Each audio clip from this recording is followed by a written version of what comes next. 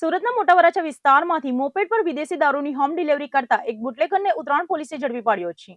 પોલીસે તેની પાસેથી મોંઘી દારૂની બોટલો સહિતનો મુદ્દામાલ જપ્ત કર્યો છે.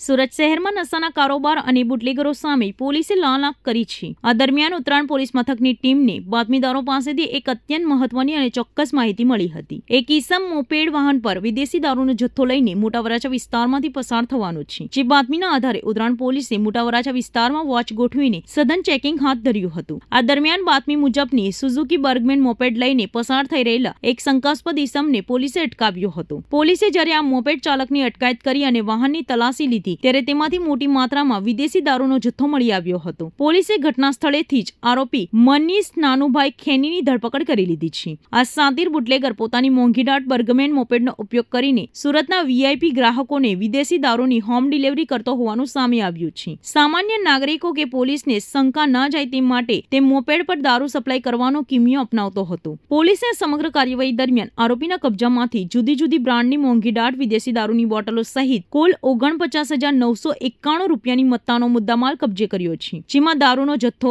ગુનામાં વપરાયેલી મોપેડ અને મોબાઈલ ફોન સામેલ છે. પોલીસની પ્રાથમિક પૂછપરછમાં સામે આવ્યું છે કે આ બુટલેગર માત્ર પ્રીમિયમ અને મોંઘી દારૂની બોટલો જ ઓર્ડર લેતો હતો અને ગ્રાહકોને ઘરે જઈને ડિલિવરી આપતો હતો. હાલ તો ઉત્તરાયણ પોલીસે પ્રોહિબિશન એક્ટ હેઠળ ગુનો નોંધીને આરોપી મનીષ ખેનીની વધુ પૂછપરછ હાથ ધરી છે.